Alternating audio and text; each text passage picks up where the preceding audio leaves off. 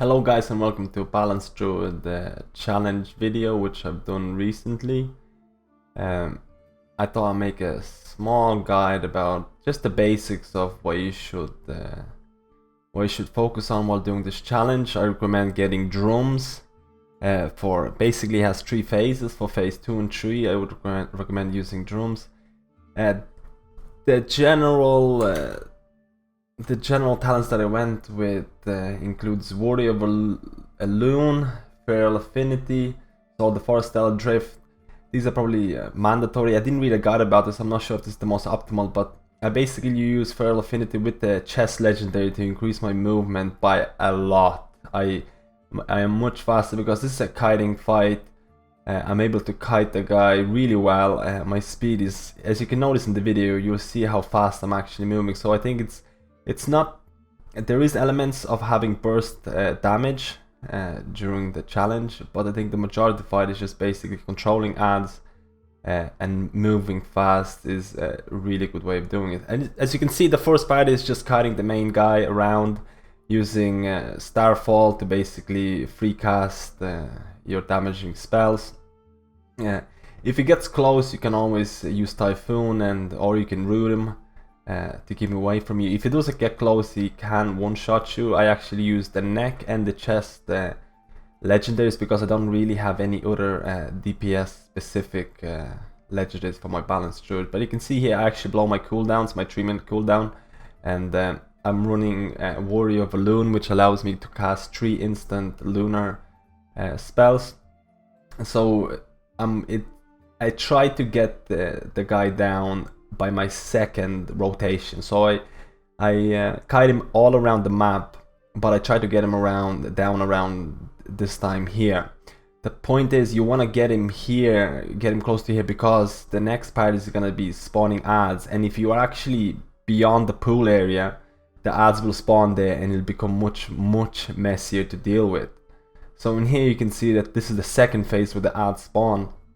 It's just using Starfall for the AoE damage and just sunfiring ads, sunburn ads, and I sometimes put the moonfire as well on them, just to make sure that they go down. It just seems like with my DPS was not enough to just kill them with the one dot plus Starfall, sorry. So that's why I actually got them up specifically. So this is quite easy actually, because there is not much going on here. But you see now that the main guy is following you, so if you haven't killed the ads from the spawn, the ads are going to be following you, plus the main guy. You need to make sure to keep the distance away from it. Starfall for the free cast, and now you can see the hand coming in. If you don't kill the hand in time before you finish the cast, it can one-shot you. It usually gets me to about 20% because I'm using the neck. So this is actually the hardest part, dealing with the hands. You need to make sure that you have enough burst damage to kill each hand.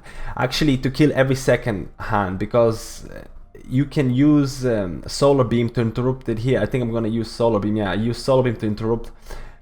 So this gives me more time. Be aware of that. Once interrupted, the hand will begin casting again, so you need to make sure to kill it off. You can't just forget about it. But the point is, you can have Solar Beam every second every second hand, but you need to make sure you have enough. You have a cooldown for each specific hand, for every second hand basically. So I used like my 3-minute cooldown, incarnation cooldown. Sometime, and for some of the hands I also use the heroism, my drums, which also help. You can also use potion if you don't feel you have the damage, because it is requiring burst. And you can see here, this is basically the phase 3 where you actually have to stand on rings. If you don't stand on those rings, an ad will spawn and you wipe. So this is basically as difficult as it gets. These are the 3 mechanics that are basically going to affect you. The rings are going to wipe you if you don't do it, and the hands are most likely going to wipe you if you don't kill them. So you need to make sure that you kill the hands before you interrupt them. You make sure you have I actually use heroism here just to burst it down. I think I do just in time. Try to make sure to have as much astral power to do it. You can see here I'm standing on the ring and pushing them away. You need to save Typhoon for this phase because sometimes the ads are going to be very close to the rings. The rings seem to spawn around you, so you need to make sure you have Typhoon off cooldown, because if you're standing on the ring and the ads come in, it's a wipe. And like I said, if you don't stand on the ring, it's a wipe as well. So this is the hardest part, basically. This is the whole fight. This is all about control. It's also all about the look, because you can see I'm actually carrying the boss around the circle, and there's also these black patches on the ground. These can spawn, actually, I'm not quite sure, but on some of my other attempts they spawn really unfortunately where I couldn't kite the boss in a circle of motion, and therefore it kind of messed up the whole run. So there is RNG involved, I guess. But the main part, like I said, have enough DPS to kill the hands. I might even recommend having the full moon just for the hand to be available. The best trick is to manage your starfall and casting while in starfall.